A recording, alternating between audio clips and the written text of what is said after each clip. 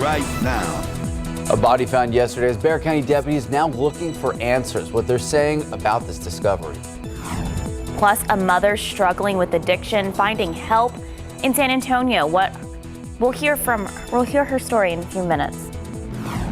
And let's take a live look out at the Alamo City. 78 degrees. But with the rest of the weekend, what about your work week? What's it going to look like? We're going to check in with Sarah Spivey in just a few moments. For now, good morning. It is 6 o'clock this Sunday. Thank you so much for starting your morning with us. Good morning. Yesterday, did you make it out and about? I did. I was at the Pearl for lunch. Nice. I know you were there too. We just missed each other. And Sarah, it didn't feel as humid, so I think we were able to hang around until about 1 o'clock. And then I was like, okay, now it's starting to broil. Yeah, it was hot yesterday, but guys, guess what? Technically, we didn't reach 100. Whoa. Wow. Big Technically, win. the high was 99 at the airport.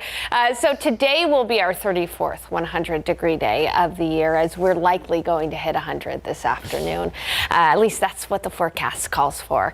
Take a look outside right now. Not too bad. 79 at the airport, 71 Rio Medina, 74 Comfort, and 75 in Kerrville. Here's a look at today's forecast. By 9, we're going to be at 82. Close to noon, we're going to be closer to 93. And then in the afternoon, forecasting 101 for the high today. We'll have southeast winds at 5 to 15 miles per hour. But we are about to enter a pretty dry stretch here, at least for the next 7 days. I do not anticipate any rain around San Antonio. In fact, a lot of those around Texas and south central Texas missing out completely on the rainfall over the next 7 days. But there are some indications that beyond the next 7 days, so in the second week of August, we could see at least a weather pattern change. I'll have those details and, of course, a scorching forecast as you get ready for the week ahead. Max and Sarah. Thank you, Sarah. New this morning, a woman is dead after a hit and run on the city's northeast side. San Antonio police say around 9:30 last night, an elderly woman was found lying on Randolph Boulevard with someone passing by. Police say the woman appeared to be hit by a vehicle. That driver of the vehicle took off. Police are still investigating. A man's body found on a piece of property in St. Hedwig now has investigators trying to piece together what exactly happened. Bexar County deputies say the body was found on FM 1518 yesterday afternoon. The landowner was checking on the property, noticed the body, called 911. Deputies say the man, 50s, 60s, body already decomposing. Right now, investigators say there's not much information, but Sheriff Javier Salazar says early indications show no foul play. At this point, either this appears more to be some sort of a medical episode or heat-related death. Investigators have tentatively identified the man's body. We are still waiting for them to release that information once the medical examiner confirms it. We're going to keep you updated on air and online as that information becomes available. A 71-year-old man is in jail after a traffic stop leads to a discovery of a human smuggling operation. So Seguin police say Domingo Mena was stopped for one of his truck lights not working. The officer found 2 teenagers in his truck who said they were from Honduras and El Salvador. U.S. Border Patrol then took the teens into custody and charged Mena with 2 counts of human smuggling. And this morning, fire investigators trying to figure out how a fire started and ended with more than 30 fire trucks responding. This was seen yesterday evening at an apartment complex on Blanco Road. Fire investigators on the scene tell us the flames started on the first floor, spread to the second. Right now, still waiting to figure out how this all started, but luckily no injuries were reported. Well, Bexar County Sheriff Javier Salazar officially seeking re-election. Salazar is in his second term right now and made the announcement to run again yesterday at the San Antonio Professional Firefighters Association. He kicked off his re-election campaign by telling people in attendance he believes this decision will lead to a better Bexar County. I just felt that I could have the best effect on my community, not just my community, but this region, this state, by staying right here as Bexar County Sheriff for another 4 years.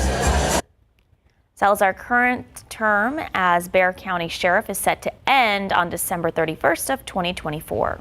One mother struggling with drug addiction, no longer waiting to get the help she needs. The woman and her daughter will spend months away from their family as she tries to beat her addiction. So Kamali Juarez explains why the woman traveled thousands of miles just to get the help she needed right here in San Antonio.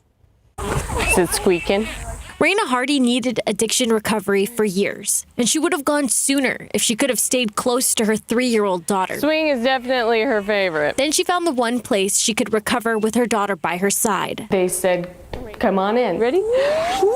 Hardy traveled all the way from Montana to find Adult Teen Challenge on the city's south side. Although she will spend a year away from her family, having her daughter with her makes it all worth it. Especially on hard days when you feel like you're gonna quit or like you're ready to quit, and then you look over, you see your daughter smile, and you can't. Adult Teen Challenge is a faith-based addiction recovery home serving men, women, and teenagers for decades. Go show it off. For the first time, it has 5 spaces for women and their children. Say, is that your bed? I think if there was more available, more women would seek help. And that's part of the problem, is the shame and the guilt and the covering it up and then not getting the care you need. There she goes. People receive counseling and job support, and there's a child care center on site for parents that need it. The beautiful thing about Adult and Teen Challenge of Texas is that 78% maintain recovery 2 years post. An incredible number that you just don't see very often. It's usually you're looking at 15%, 20%, 2 years.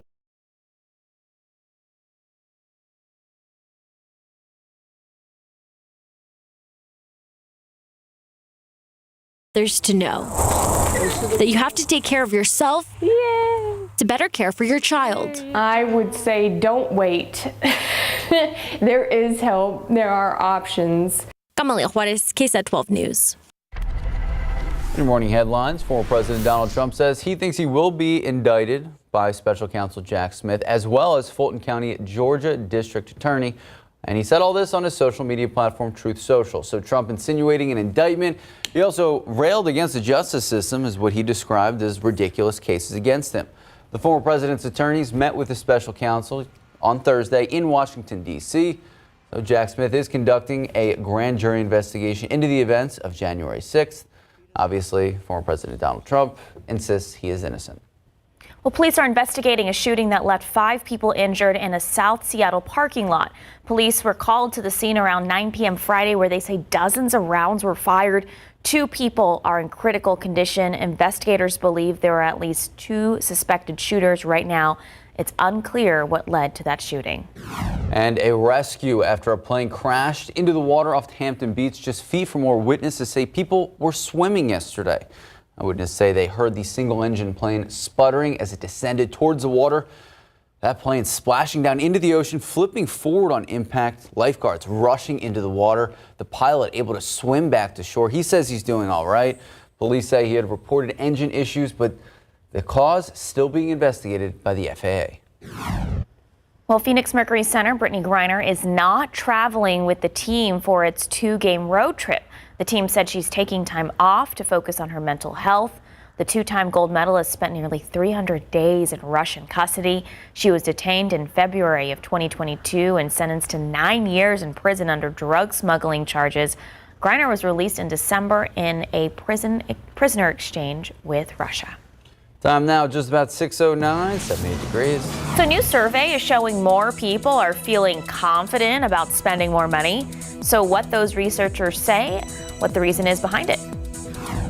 And a man who fought for the voiceless spoke out against injustices, now being honored in a special way outside Mount Zion Baptist Church. What was left for the East Side civil rights leader after the break? We didn't get to 100 yesterday. I know, big. So you had a good point walking around in Pearl. If you were in the shade, it was really nice. I wouldn't say really nice. That's a bit of a stretch, but it was doable. But we're going to see a repeat today. Sarah's probably let us know in just a bit. An East Side civil rights hero's legacy will last forever after he was honored in a special way yesterday. John Inman's voice was cemented in time with a historical marker outside of Mount Zion Baptist Church. Many remember Inman as a barber, but he was so much more than that. A crowd of people coming together to remember and honor his voice for the voiceless that always spoke out against injustices around San Antonio. This is why so many people here today, because they realize that they had a leader that believed in God, believed in his people, and did all he could until his dying day for his community. Inman's barber shop used to sit just down the street from Mount Zion Baptist, where he worshiped every Sunday. All right, we know a lot of people out and about yesterday. Yeah. Sarah, we didn't hit that line. We didn't hit 100 degrees technically. Technicality, right? Because I'm sure there were areas around San Antonio that hit 100, but the official weather site, which is at the airport, clocked in at 99. We'll go with that. Big win. It's the mental victories when we're in the middle of a heat wave the way we are. And speaking of heat waves, guys, it's just going to get worse for the work week. In fact, we're going to be challenging records every single day of this upcoming work week. Starting tomorrow, forecast high of 103. The record is 103, set back in 2013. In fact, 103 seems to be the record every single day of the work week ahead. And our forecast highs, 102, 103.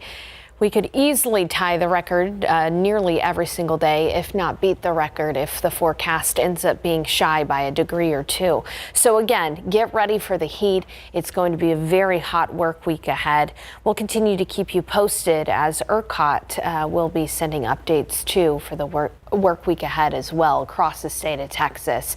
And it's all because of this heat high. This heat high has started to move east, so it's going to be moving over Texas in the coming days. That's why temperatures have gone up by a couple of degrees in the forecast as we see that heat high settle over. And again, this really shows the picture.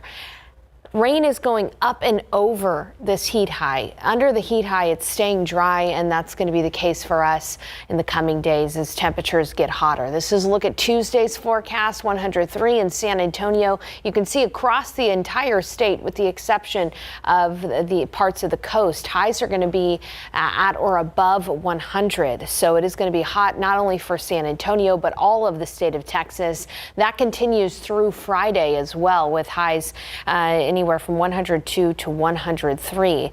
There are indications that this heat high will eventually move west, but we're going to have to wait until the second week of August. This is a look at August 7th. You can see that heat high will move off to the west, and there is a possibility for at least a small rain chance around San Antonio by early in the second week of August. We will keep you posted. There's still a lot of uncertainties in the forecast beyond 7 days, but at least there are some indications that heat high will move off to the west. Check in with the forecast as we get a better handle on temperatures and rain chances during the second week of August. But this first week of August, it's just going to be hot and it's just going to be dry. 79 degrees outside right now as we're starting the day with clear skies, south winds at about 10 miles per hour.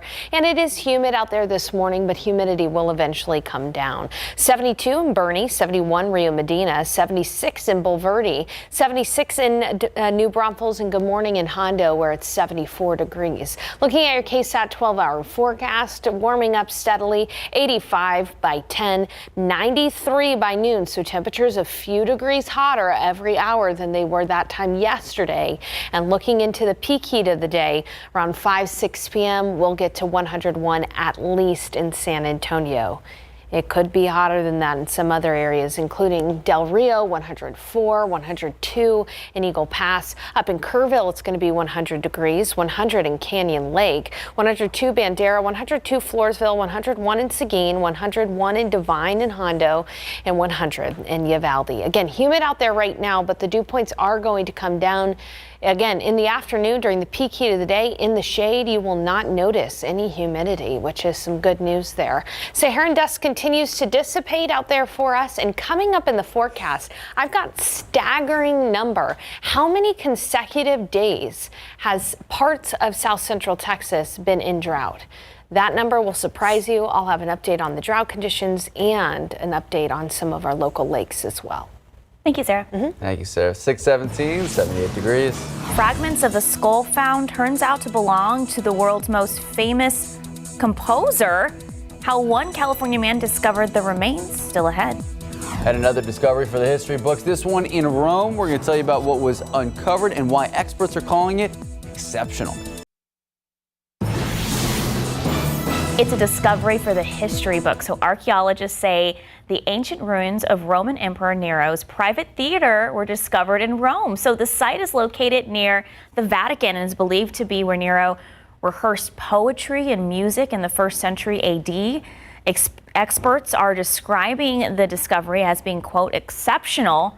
While the theater was mentioned in ancient Rome text, its exact whereabouts were never really documented. So some of the artifacts recovered include glass goblets,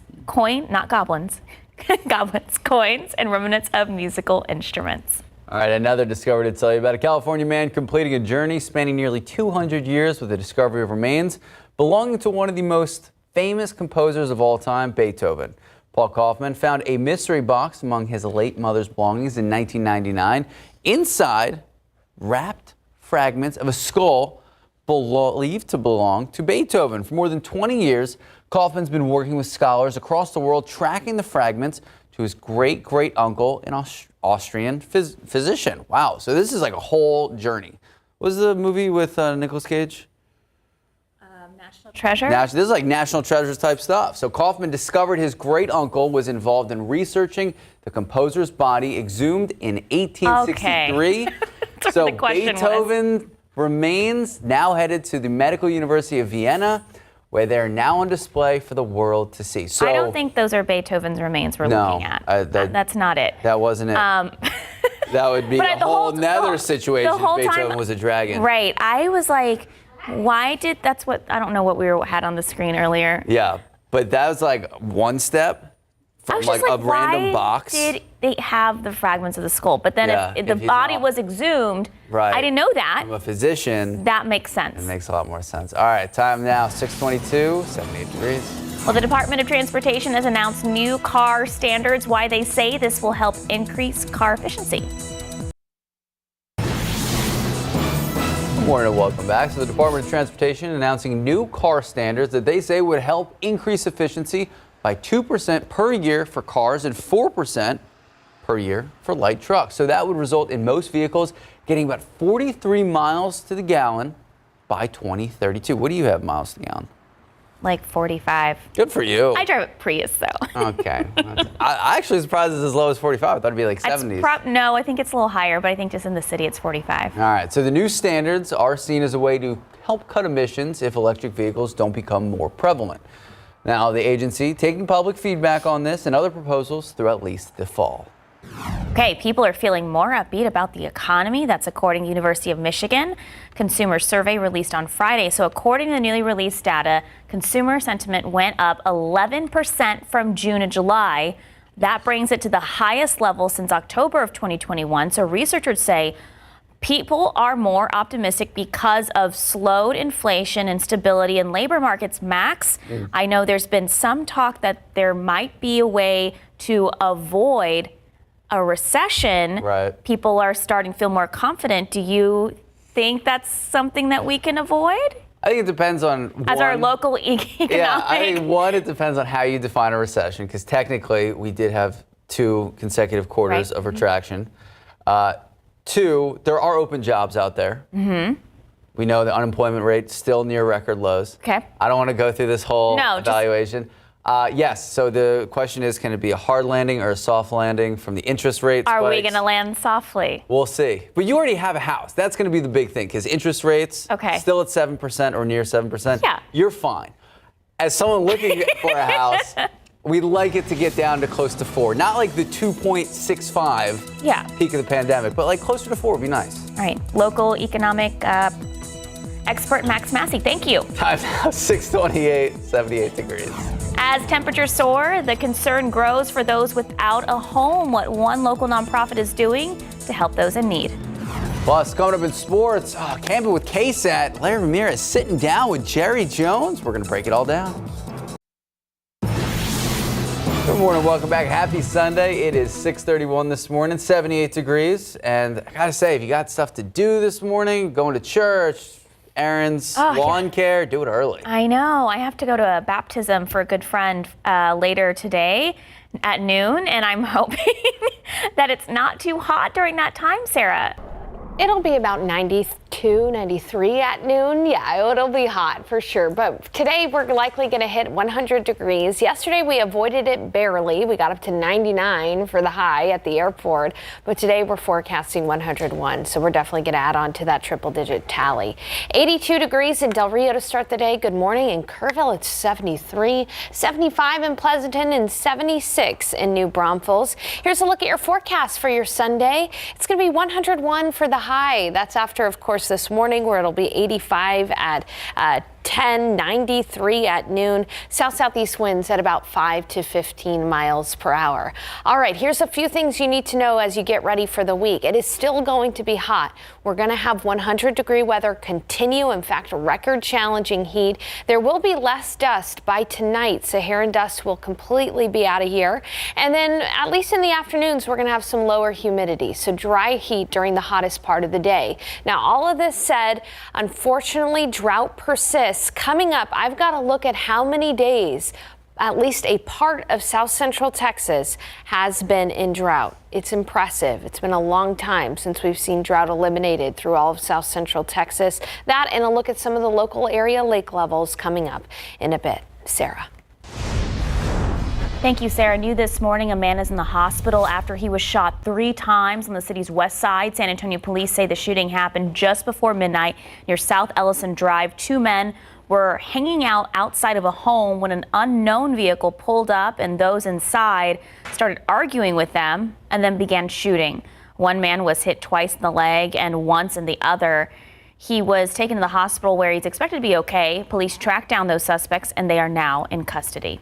All right, a terrifying situation to tell you about. San Antonio police investigating a shooting near I-35 at the Best Western Hotel. It ended with only 1 person in the hospital, but police say shots were fired hitting 7 different hotel rooms. All of this happening around 12:30 this morning. 1 woman hit by a bullet just in the arm. Right now, investigators trying to determine where exactly the gunshots came from. They didn't find any shell casings in the area. Investigators telling us right now they suspect it may have come from the road on the highway. That woman taken to the hospital, she is expected to be okay. A man is behind bars after he was found in a home with 2 decomposing bodies. So 28-year-old Michael Andrew Novak was arrested this week in Bandera County and charged with 2 counts of murder. Deputies found the bodies on Wharton's Dock Road when they responded to neighbors' calls of a foul odor coming from the home. They say Novak was living inside the house and say the bodies appeared to have severe head trauma. Investigators are still trying to identify those bodies. Well, as Sarah Spivey's been telling us for the last day and the day before and the day before, triple-digit heat continues across San Antonio. And obviously, there are so many concerns, including the concern of the health of unsheltered people across our community. Our Avery Everett shows us how one nonprofit is working overtime to help those in need out in the heat. They want help, man. I can help get it. Pete Barrera packs as much as he can into his truck. I got granola bars, I got crackers, I got waters, I got electrolytes. And by the end of the day, it's empty again. Yeah. 6 days a week, Barrera is driving through the streets of San Antonio, handing out supplies to those without shelter. I got waters, I got cold, I got snacks. Y'all want some stuff, man? I'm here on a friendly basis. He works for Haven for Hope. And this summer, the nonprofit is upping its efforts to help those in need. We can't reach everybody, we can't save everybody, but we do the best we can. And Sierra Smith is one of those people. I've just been there, just outside all day, just hanging in there, really. Smith says the extreme heat has been hard this summer, but it's something she's getting used to. It's hot right now, but there's been hotter days where I'm just want to give up, but you have to stay strong if you don't want to get dragged down, you know what I mean? Just down the alley. All right, not leaving nobody hanging, man. If they want help, man, I can help get it. Jacqueline Rodriguez says she's stocking up on all the water she can. We stay with water on our hairs. We have a spray bottle. That's how we get cool down. And she says Haven for Hope has helped her get through the heat. There's nice people that come out to us and they come to the fence like that and they feed us. Living out of a tent for the last 9 months. People just bring tarps. Rodriguez says she just wants to feel seen. We're out here we're here just like y'all are. I said just because y'all have houses, we may not have houses. Our houses might be in a tent. And that feeling, Barrera says he's hoping he's supplying the most. Just remember that everybody's a human being no matter what situation they're in. Just because somebody's on the street doesn't necessarily mean they're a bad person. We asked Hayden for Hope about their bed capacity right now, and they say they're pretty full. If you'd like to help, we have ways to get involved on our website, KSAT.com. Avery Everett, KSAT 12 News.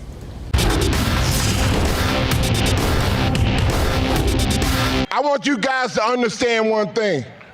Jerry has put together one hell of a team this year. Now it's on the guys to bond and then what? Perform. Has he, though? All right, Hall of Famer Charles Haley looking like E.F. Hutton when he spoke. And when he speaks, you listen. We're camping with KSAT. Camping with KSAT, powered by Davis Law Firm. It is an annual tradition for Cowboys Camp in Oxnard, the opening ceremony the first Saturday at camp, and it is always a huge party, welcoming all the fans. They love to come out, love to see it, watch the Cowboys practice, and of course, we have the Cowboys cheerleaders, and this year, we just saw him, Super Bowl champ, 5-time Super Bowl champ, Charles Haley was there. The Oxnard City Council was also there presenting look at that. We like to help people out. They got a donation from the Cowboys, $20,000 going to youth activities in the area. One moment stole the show. The mayor of Oxnard presenting Jerry Jones with a trophy. And here is what he had to say. Mayor, hand this trophy to me again. I want to practice how I'm going to handle the Super Bowl trophy. This is for the Super Bowl. Thank you. We're getting some good practice in here. It'll be fitting on opening day today. Thank you so much. All right, well, let's pump the brakes here, Jerry. All right, while at camp, Larry Ramirez got to sit down with Warren High School alum Dennis Houston, wide receiver, trying to make the 53-man roster yet again. So here's Larry in Oxnard going one-on-one with Dennis. Well, Dennis, hey, man, thank you for taking some time for us here at training camp. You're entering your second season here with the Cowboys. How are you feeling entering this training camp? Definitely more comfortable, understanding what I'm asked of and what I need to do to earn a role on this team. How confident are you coming into camp that you can grab one of the spots?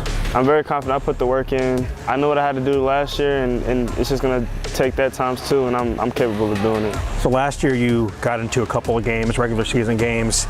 You had a few passes thrown your way. You caught them.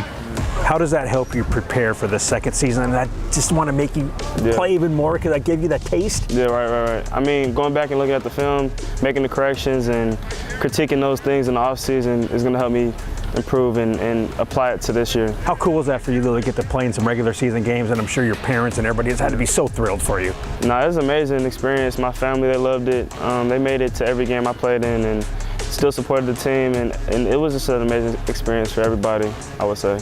Special teams, is that part of how you're going to make this squad as well? It's a major aspect of the game that I'm going to have to be a part of. Tell me about the wide receiver room, all the guys that are in there. I mean, we got a good group. Everybody, it's serious, but we have our fun, and it's important that we hold each other accountable. That's a big thing in our room, and just trying to make each other better and elevating the focus and the play that we have on the field. Is there one of you guys that's a little more jokester than the others? I mean, we all have our share of moments, but there's no class clown or somebody that's always trying to crack a joke, but I mean, we have our moments. What do you like about playing a wide receiver?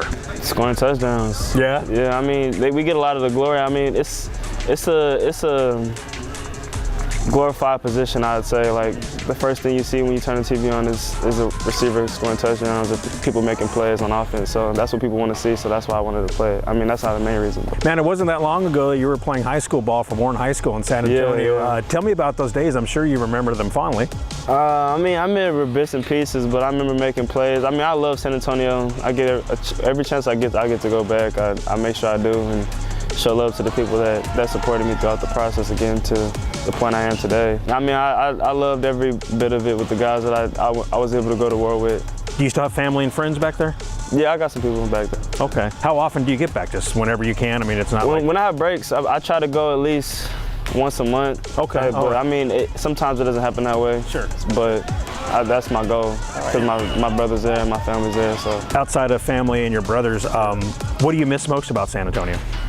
The Tex-Mex, I would guess. I mean, I don't eat too much Mexican food outside of San Antonio because it just doesn't hit the same. Okay. So when I go, I make sure I go to the spots I used to go to when I'm there and make sure I get some Tex-Mex. All right, man. So, and last thing for you, Dennis, who is Dennis Houston as a person off the field, and who are you on the football field? I'm pretty consistent on and off the field, hardworking. I try to be consistent in who I am as a person, try to help, mentor. Whenever my help is needed, I try to give it. I don't know, I just, it's people that know me. Yeah. I guess you'd say I'm not too extrovert, but I got my circle and that's just how I am. Awesome, man. I appreciate your time. I appreciate you. Yeah, best of luck this season. Thank you. I appreciate it. All right. Thank you, Larry Ramirez, Dennis Houston. So, I mean, that's pretty cool to see a guy from San Antonio make it to the big leagues and actually play in Cowboys. Represent. Always. I liked what he said. It just hits different here. Mm-hmm. It does. It does. All right. Time now, 6:42, 78 degrees. Okay, we didn't hit 100 yesterday. Technically. The sun depending on where you were. starting to come out. Hey, we're being optimistic here, Max. More optimism of this heat and drought coming up next.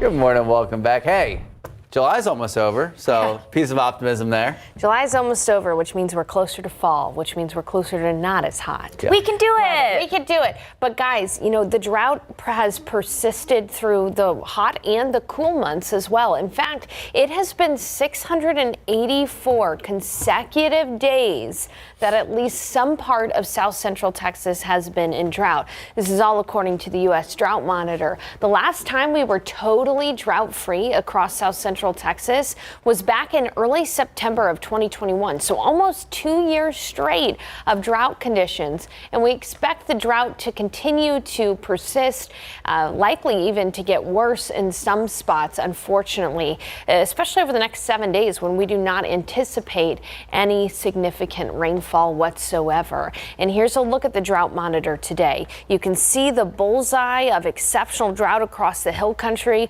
but just about almost every location across South Central Texas is under some kind of drought right now. The bullseye of the drought, exceptional drought, the worst drought category is through Kerrville, Comfort, Bernie, Fair Oaks Ranch, Leon Springs, Medina Lake area, Bandera, Ingram, Canyon Lake area, or at least the west side of Canyon Lake area, closer to Spring Branch and Blanco.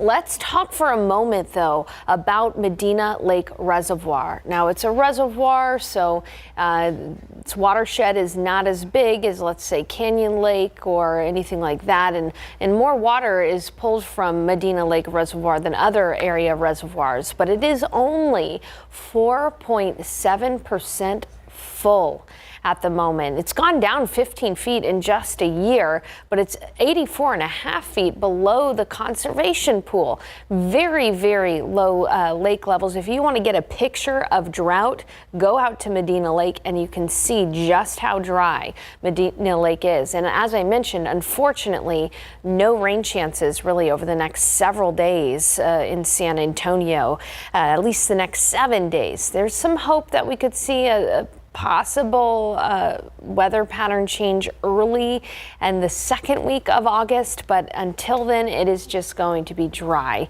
through the forecast for this upcoming week. 79 degrees outside right now, clear skies. It's 73 in Kerrville, 82 already in Del Rio, 78 in Cotulla, 76 in Gonzales, and 76 in New Braunfels. Hot today in San Antonio, so enjoy these few hours where temperatures are in the 70s and 80s. It's going to be 85 by 10. Right around noon, 93 degrees, mostly sunny, and in the afternoon, 101 for the forecast high.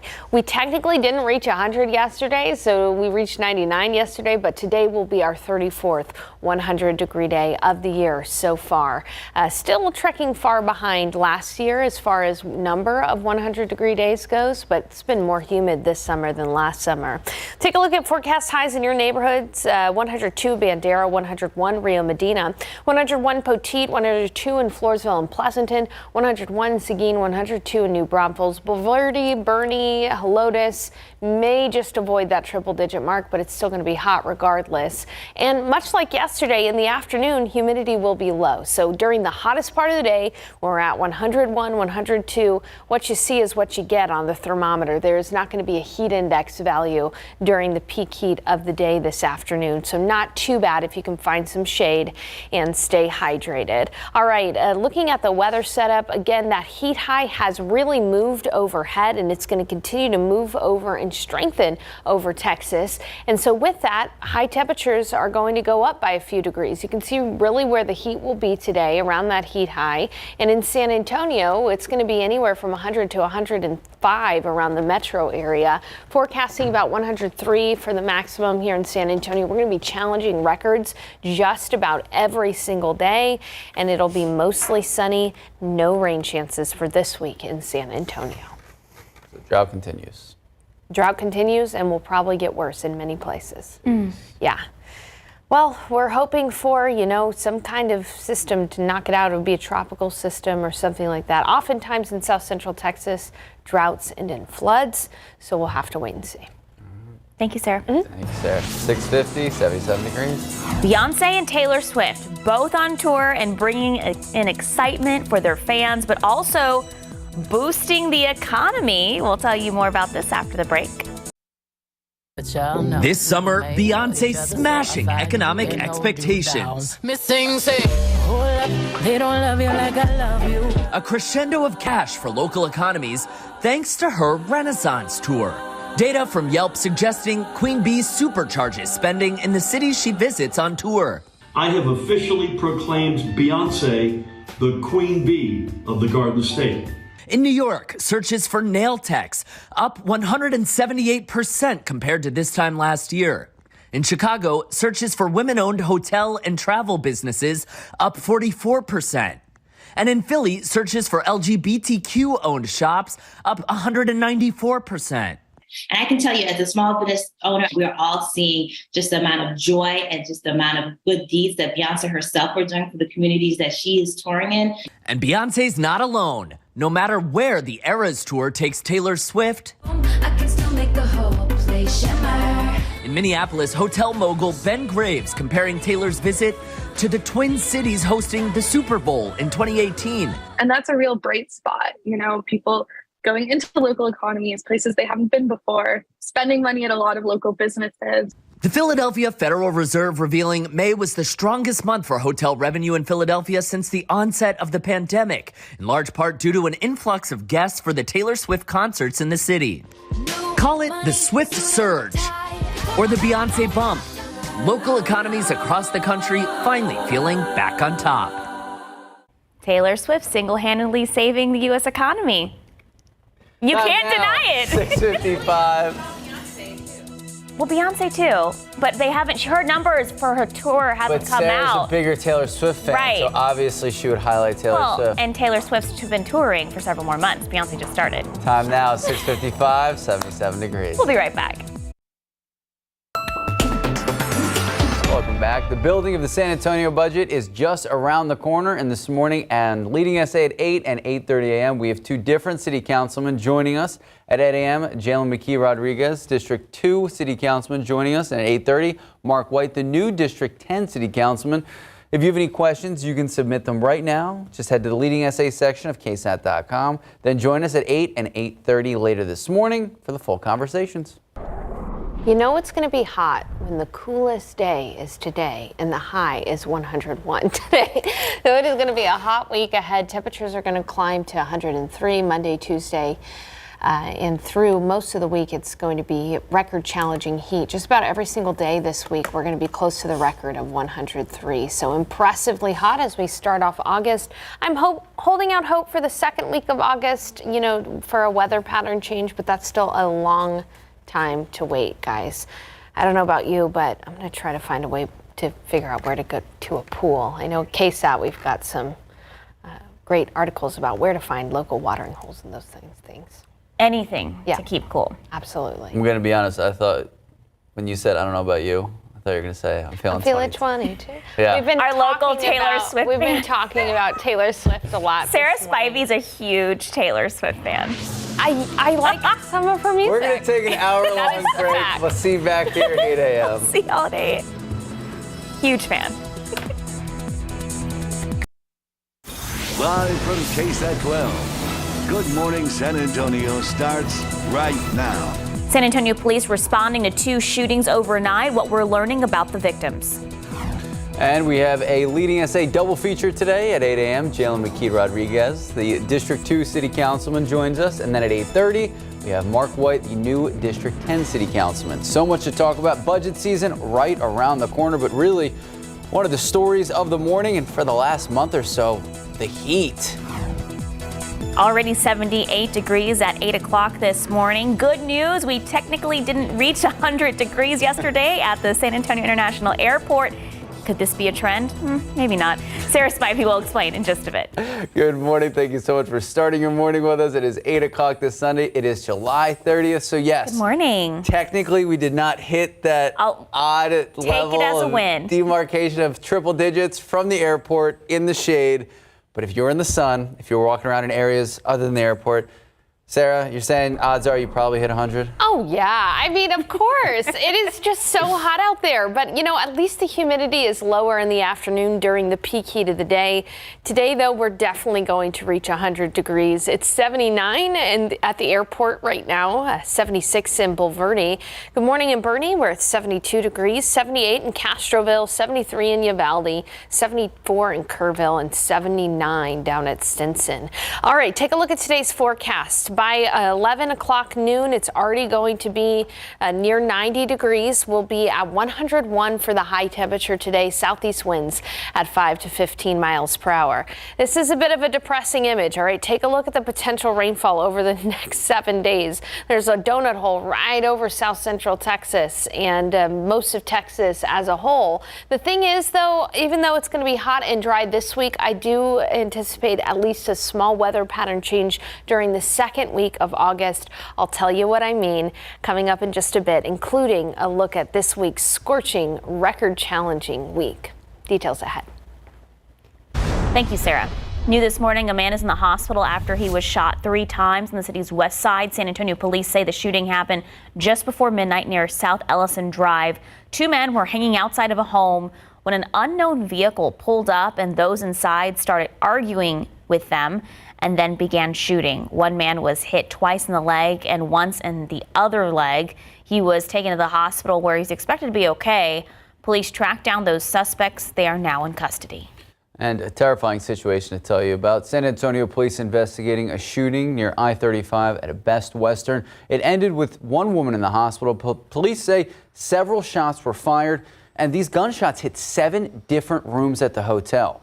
This all unfolded around 12:30 this morning. 1 woman shot in the arm. Investigators still trying to figure out where exactly the gunfire came from. They didn't find any shell casings in the area. Investigators tell us they think it may have come from across the road on the highway. And that woman who was shot, she was taken to the hospital. She is expected to be okay. A man was found dead on a property in St. Hedwig, and investigators are still trying to piece together exactly how this happened. So Bexar County deputies say he was found on FM 1518 yesterday afternoon when the landowner was checking on his property and noticed the body. Deputies say the man is in his 50s or 60s. The body was already decomposing. Right now, we don't know much, but Sheriff Javier Salazar says early indications show there's no foul play involved. At this point, either this appears more to be some sort of a medical episode or heat-related death. Investigators have identified the man's body but won't be releasing that information until the medical examiner confirms it. We will keep you updated on this investigation on air and online. And speaking of the sheriff, Bexar County Sheriff Javier Salazar officially seeking re-election. Now, Salazar is in his 2nd term right now. He made the announcement to run again at the San Antonio Professional Firefighters Association, kicking off his re-election campaign by telling people in the attendance he believes this decision will lead to a better Bexar County. I just felt that I could have the best effect on my community, not just my community, but this region, this state, by staying right here as Bexar County Sheriff for another 4 years. Salazar's current term as Bexar County Sheriff set to end on December 31st of 2024. The San Antonio City Council, it is getting ready for one of the busiest times of the year, budget season, crafting the city's budget, and last year came out to $3.4 billion. So joining us in today's Leading SA segment is District 2 City Councilman Jalen McKee Rodriguez. Good morning. Thank you so much for joining us. Thank you so much for having me. Well, this is really the first time since I've lived in San Antonio where a District 2 City Council member was reelected, bringing some leadership continuity to the district. So what are some initiatives you started in your first term that you want to continue into the second? We had a very ambitious first term, and I set a record for most council consideration requests for a first-term council person. And some of those initiatives include an Office of Crime and Recidivism Prevention, a food access master plan, an insulin cost share program, and of course, an animal care services master plan that takes our strategic plan a little bit further. In addition, we have a District 2 senior center that is leased, and it's in need of a lot of love. And so we're in the process of acquiring land, and the next step will be securing funding for the design and eventually breaking ground. Okay, so I live in District 2. So what are your top priorities in your second term, especially when it comes to budget? For sure. And I'll say that three of the biggest things I think are, of course, following up on the policies I laid out, but community health and the disparities that exist in our communities, such as diabetes, lack of access to green space, asthma, lack of access to healthcare facilities that make it so that we're much more susceptible to pandemic, disaster like the pandemic, continuing to focus on upstream crime prevention initiatives and investing in opportunities for our young people. Of course, infrastructure, following through on our new equity lens that is going to make it so that districts like District 2 on the east side will receive an even greater share of infrastructure funding and achieve comparable streets by 2030. And of course, we hear a lot about vacant structures, animal care services, weatherization programs, and direct support for some of our most vulnerable populations. And we had a really intense conversation at our budget town hall about illegal dumping and the beautification of our community. And so I think those are some of the biggest priorities. And we know that you hosted already one of the town hall meetings for the budget discussions. How can constituents, District 2 people who live there, how can they have their voices heard again? And, what are you looking for them to say? For sure. So the city is going to continue to have town halls beginning over the next month. And District 2 is going to have another one on August 24th at 6:30 at Second Baptist Community Center. You can always call your council person's office, including my own. Let us know, what are the things that are bothering you the most? What are the things that you would like us to focus on? We're continuing to have those kinds of conversations, but that's going to be a continued opportunity. Budget is my favorite time of year.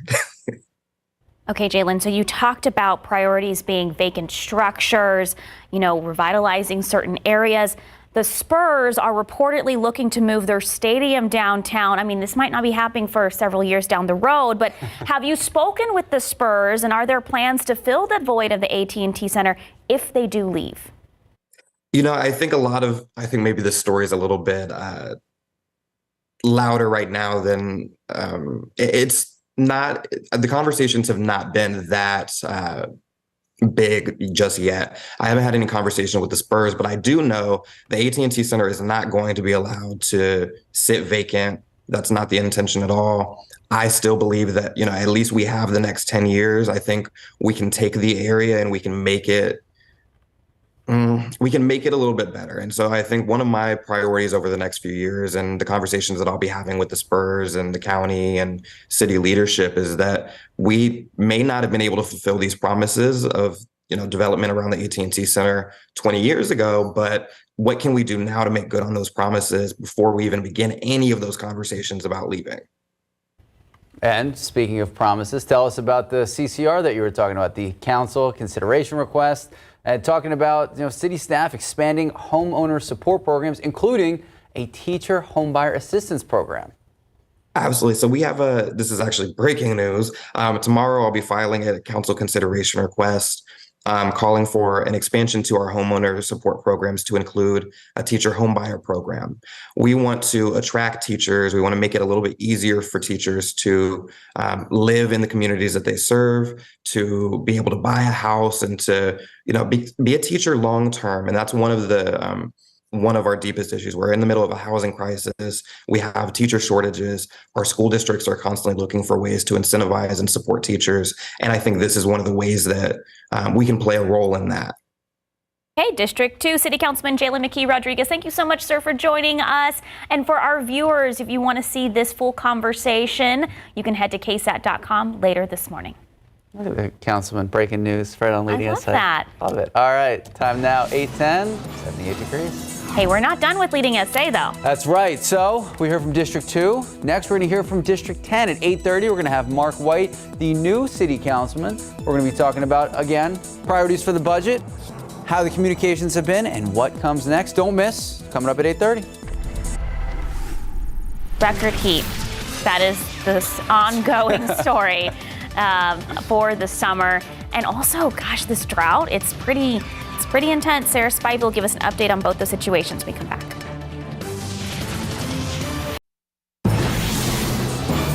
A dramatic scene caught on camera on a New Hampshire beach. A small plane forced to land on the water as bystanders and lifeguards rushed to help. ABC's Jacqueline Lee has the latest on the condition of the pilot who was rescued. This morning, stunning video capturing the moment a small plane crashes into the ocean off a crowded New Hampshire beach early Saturday afternoon. Report of an aircraft in the water out from the main beach. The plane nosediving, somersaulting before bobbing in the water. It's in the water! Oh my God! Everybody was in shock. Everybody started running towards the plane, and the lifeguards were trying to keep everybody away from it. Cheryl Barsom and her daughter Jessica were on a family vacation when it all unfolded. They called 911. My first thought was just to get the kids out of the water, and I saw the whole beach just leave the water immediately. The small fixed-wing plane was carrying a banner. Miraculously, the only person on board, the pilot, survived. He was rescued by a group of lifeguards. The lifeguards do have the pilot out of the water. As soon as it landed in the water, our guards jumped right into action. They got to the pilot and brought him to shore. After the pilot was safe, they needed to get the plane out of the water immediately. This video shows the lifeguards towing the plane to shore. And luckily for us, there was no oil, no gas, no liquids from the plane were leaking. So the quicker we can get it out, the better for everybody. Just a Wow. situation. That is crazy to see that, and switching to weather now, I just want to talk about how this week we're going to have record challenging heat, not one day, but every single day of this upcoming week. Take a look at forecast highs and the records. Now, oddly enough, the record high for each day of the work week is 103, just in different years. 2013 for Monday and Tuesday, back in 2011 for Wednesday, and just last year for Thursday and Friday. Look at the forecast highs, though. We're going to be close to the record of 103. If we don't tie it, we may beat it. There's only a couple of days there that we may just be shy of the record, including Wednesday and Thursday. But still, though, very hot. And to be seeing record heat every single day, that in and of itself is fairly unusual. It's not unusual to break a record every now and then here and there, but every single day of the week ahead, that's very impressively hot.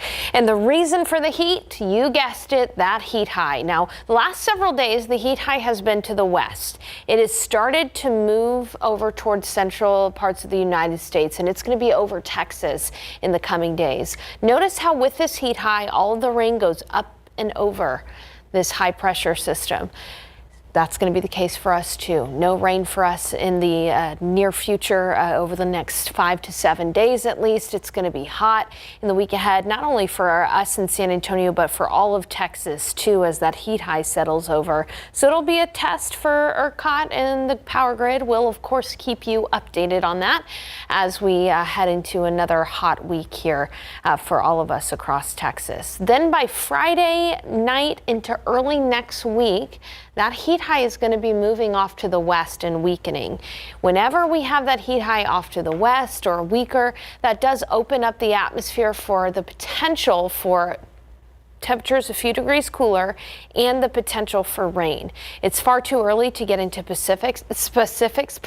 Oh my goodness, it's just specifics, as this heat high is going to be off in the Pacific by about August 7th. So this is next week. We're talking the second week of August. The week ahead is just going to be hot. 79 degrees outside right now and mostly sunny. There's still a bit of haze on the horizon from some Saharan dust, but that will be dissipating this week, and we won't see that for the remainder of the week. 73 right now to start the day in Boerne. Not too bad in Bandera, where it's 71. Good morning in Kerrville, 74 degrees, 80 in Devine, 79 in New Braunfels, and 79 here in San Antonio.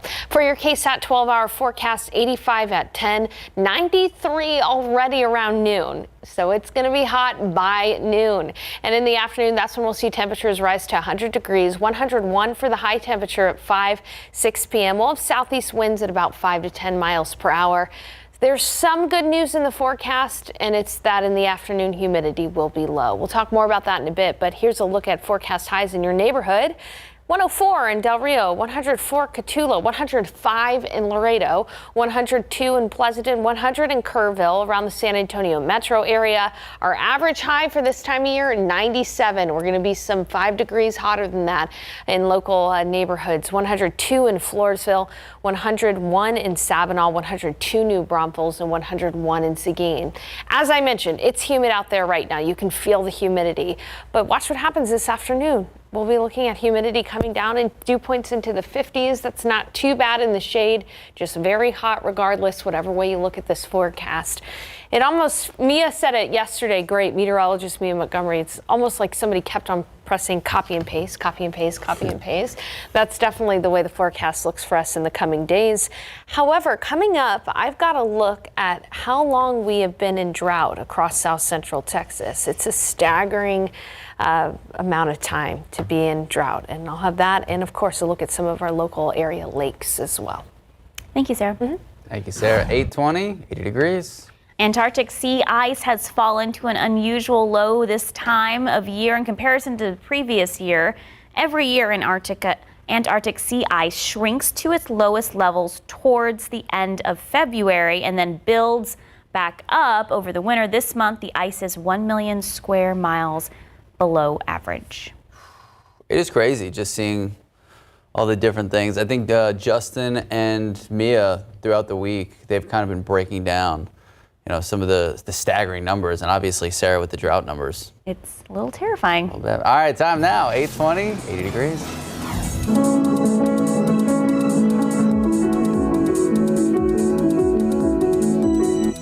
Also terrifying when an 18-year-old, seemingly healthy, goes through cardiac arrest. Bronny James, son of NBA star LeBron James, he is recovering, playing the piano last night. Saw he was out with LeBron getting dinner.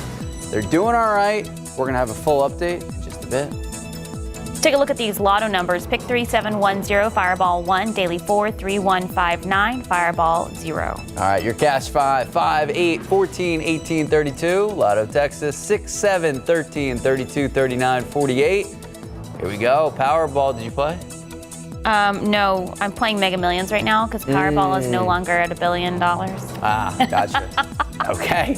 Powerball 10, 25, 27, 34, 38. Powerball 2, Power Play 3. Good luck. We'll be right back. Good morning and welcome back. So it has been 6 days since son of LeBron James, Bronny James, went into cardiac arrest on the basketball court. Terrifying. So James is only 18 years old and went into cardiac arrest during a basketball workout at the University of Southern California.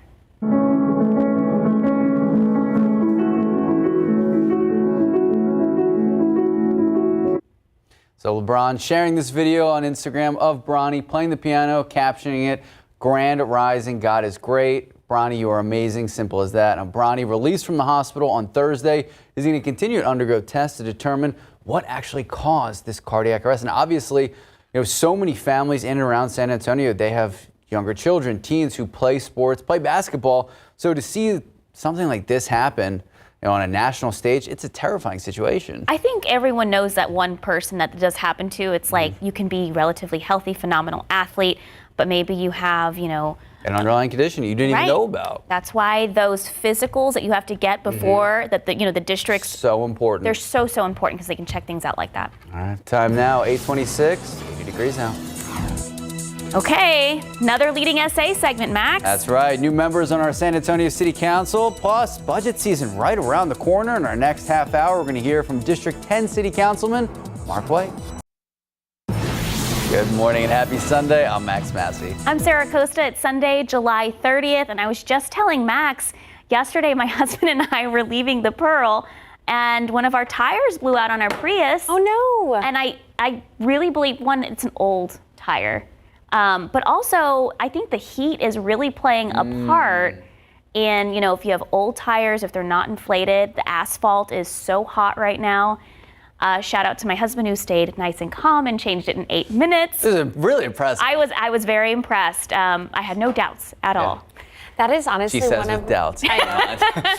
That's one of my biggest fears, car trouble in this heat. Gotta love it. Gotta love it. Hey, but some good news to start off the forecast. The pollen count remains low. Molds have gone down even more since yesterday, only at 190. That is the pollen count for the day today. And Saharan dust is exiting.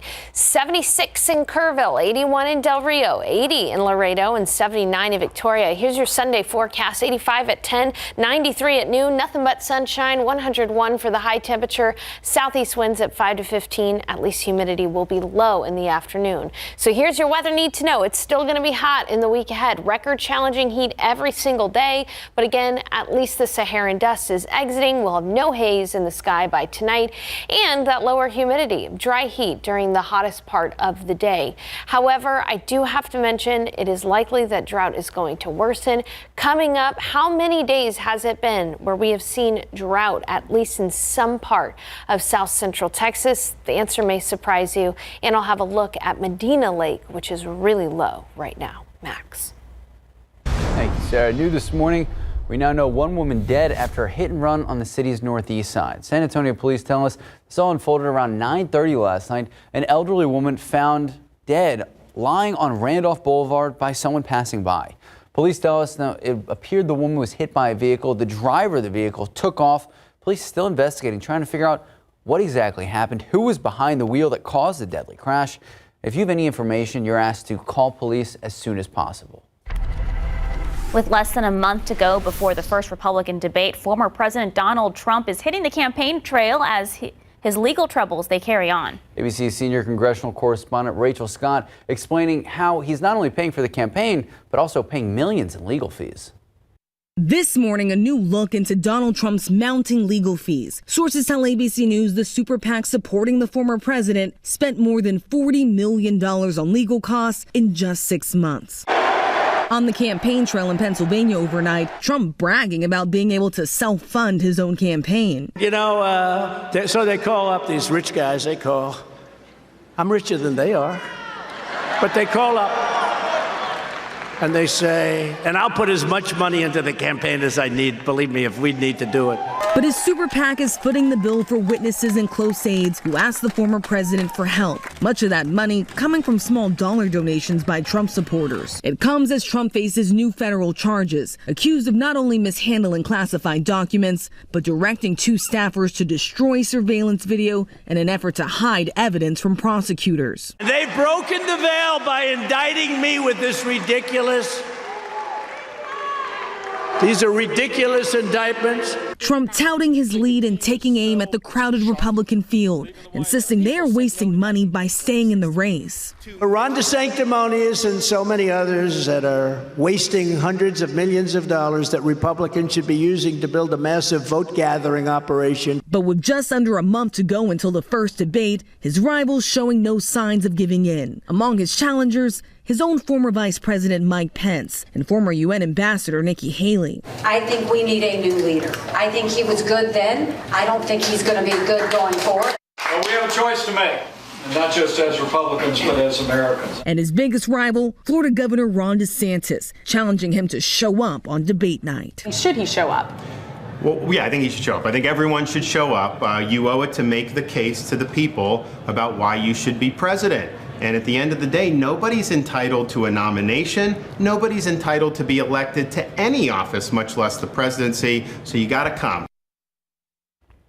United States and Australia will deepen their military ties as both countries work to stop China's growing influence. The agreement will see an increased American presence in Australia to speed up Australia's guided missile protection. The U.S. will also help Australia to establish deeper security connections with other countries, especially with Japan. And a U.S. War Museum returning a flag to a man in Japan that belonged to his father who was killed in World War II. Families and friends calling this a miracle. The flag was on display for 29 years at the USS Lexington Museum in Corpus Christi. It's known as the Good Luck flag, with the soldier's name and messages from friends and families wishing him good luck. The museum's director learned the story behind the flag after he was contacted by a nonprofit in Japan that works with descendants of Japanese service members killed in war. A judge is blocking Arkansas law allowing librarians to be criminally charged over library materials. So the lawsuit comes as lawmakers in conservative states push to make it easier to ban access to certain books. The American Library Association says the number of attempts to restrict books across the U.S. last year, the highest in 20 years. Laws restricting certain materials as well as making it easier to challenge them have been put in place in other states, including right here in Texas. Superstar swimmer Katie Ledecky passing Michael Phelps' record for career wins, earning the most individual world titles, her 16th gold medal she earned in Japan. So Ledecky, now the first ever swimmer to win 6 consecutive world championships in the same event. This after she won the 800-meter freestyle event. Also has 7 individual Olympic gold medals, hoping to break Jenny Thompson's record of 8 to become the best swimmer of all time. Back here at home, new members on our San Antonio City Council, and of course, budget season right around the corner, trying to decide how our tax dollars are going to be put to work. So joining us in today's leading SA segment is District 10 City Councilman Mark White. Good morning, sir. Thank you so much for joining us. Good morning. Thanks for having me.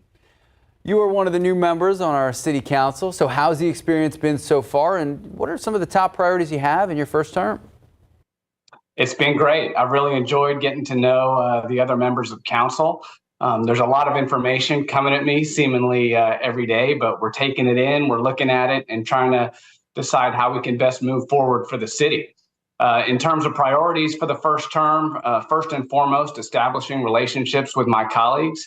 I've had mentors tell me, look, it takes 6 votes to get things done. So I want to establish good rapport with the rest of the members of council so that moving forward, we'll be able to get to those 6 votes.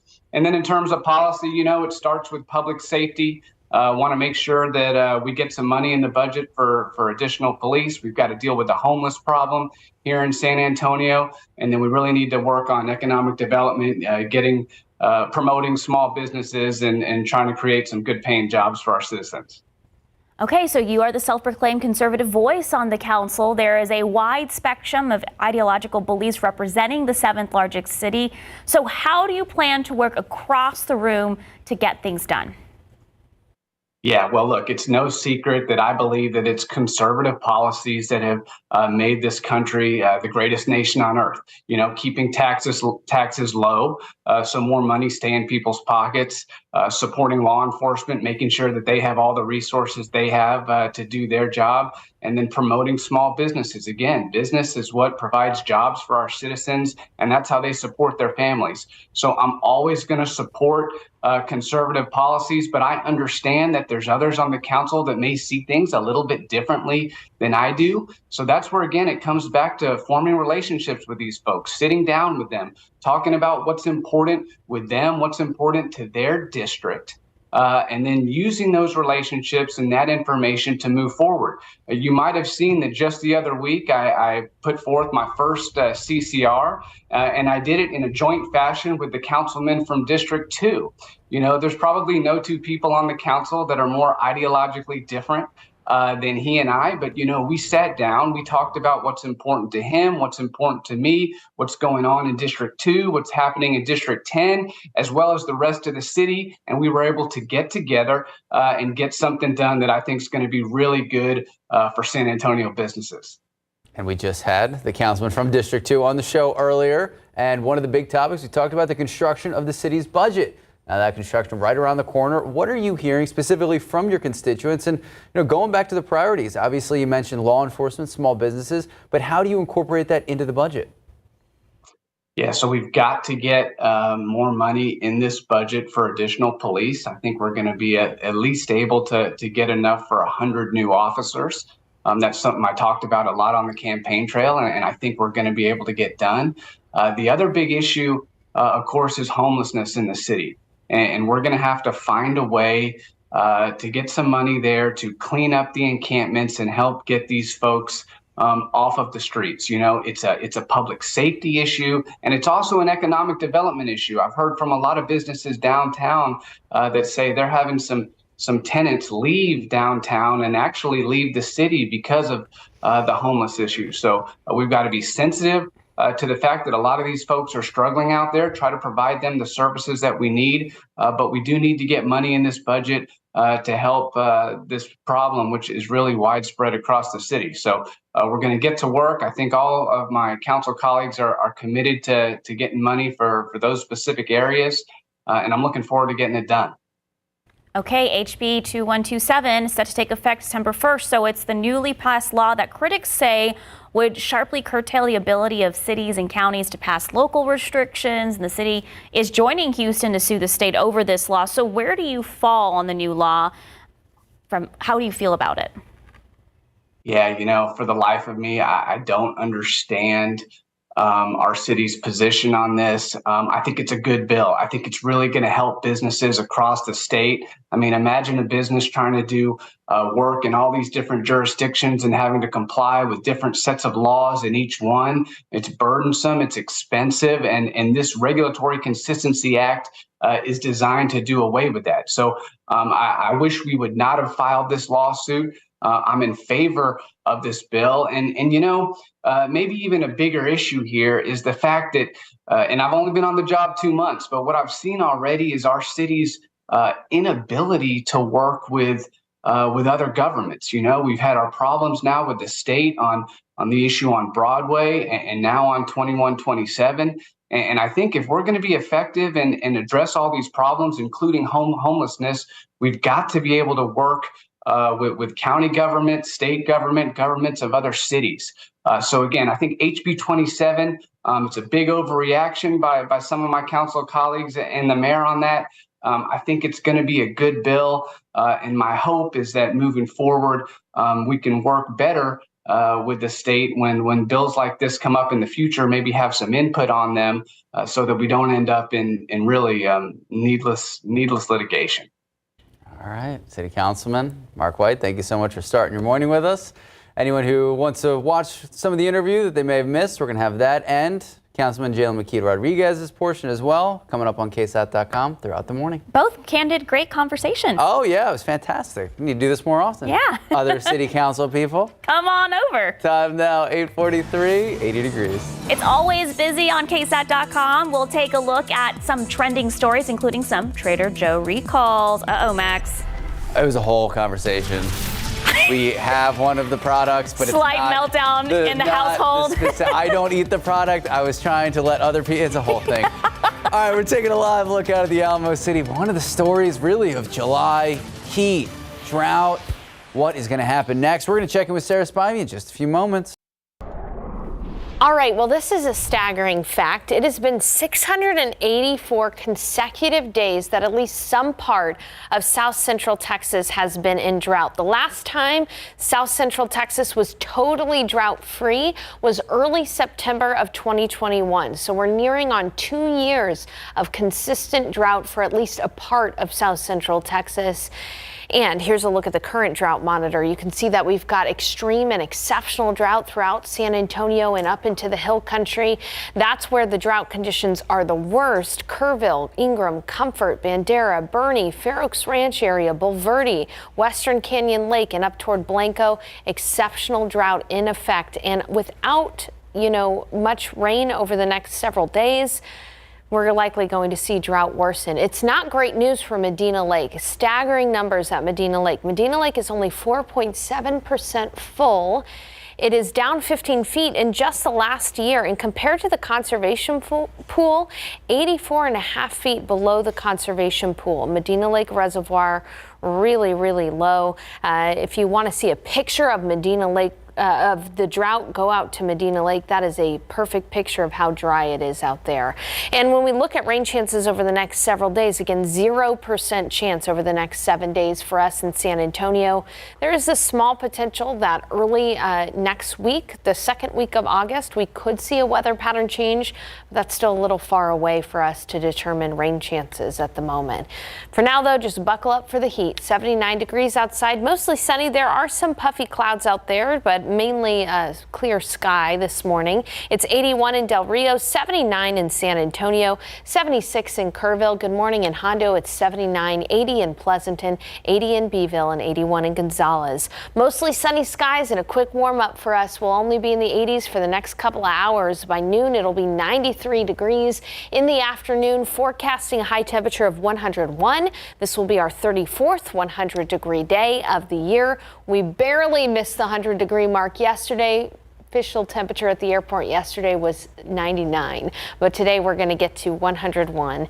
And at least the humidity will be lowest in the afternoon. Dew points are expected to be in the 50s. So if you can find some shade, what you see is what you get on the thermometer. We're not going to be looking at any kind of heat index value during the peak heat of the day or feels like temperature because humidity will be fairly low. All right, let's take a look at neighborhood high temperatures. 101 Rio Medina near Medina Lake, 102 in Floresville, 101 Seguin, 102 New Braunfels, Kerrville, you'll be at 100 today, 100 in Uvalde. Some areas may just barely miss 100 like Bernie, Bulverde, and Lotus, but it's still going to be hot regardless.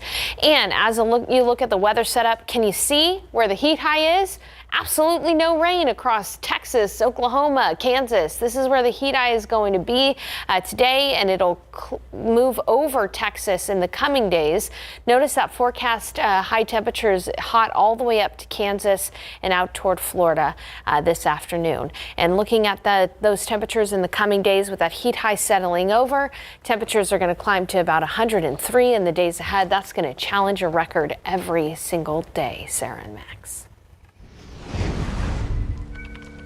Thank you, Sarah. Well, several items from Trader Joe's are being recalled. So Trader Joe's is saying its cooked falafel may have rocks in them. That was Max's concern because you have those in your freezer, apparently. Not these. Okay. Not these. Different packaging. Okay. Yeah. Well, I'm glad you sorted that out. And its broccoli cheddar soup may contain insects. The use-by dates are from July 18th to September 15th. Check for the broccoli cheddar soup, Max. I don't eat that. Okay, so Trader Joe's almond windmill cookies, as well as its dark chocolate church and almond cookies, are being recalled for having rocks in them as well. Those sell-by dates range from October 17th to October 21st. Trader Joe's says customers who have these products should throw them away and return them to any store for a full refund. More information, just look for this article on KSAT.com. All right, time now, 8:51, 80 degrees. We'll be right back. In the pollen count today, we've got molds. They're low at 190. That's the only allergen out there. For your forecast, 85 at 10, 93 at noon, 101 for the high temperature.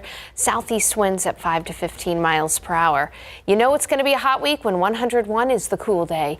It's going to be anywhere from 100 to 105 around San Antonio metro area in the coming days. No chance for rain for the first week of August. Let's keep our fingers crossed for the second week of August. I need a little rain. I lucked out with the rain last Sunday. I got a good amount of rain. I could use some more. My grass came alive briefly for a moment. It's like it's coming up for air. And then it just... One quick last update. How's the KSAT garden doing? Surviving? The pollinators are doing well. Yeah, the pollinators. Right now, you're just focused on keeping the pollinators alive. It's too hot to grow any kind of produce right now, but hopefully at the end of August, beginning of September, we'll be planting our fall garden. All right, Sarah, thank you. Sarah, thank you. Thank you so much for watching. Have a great rest of your Sunday.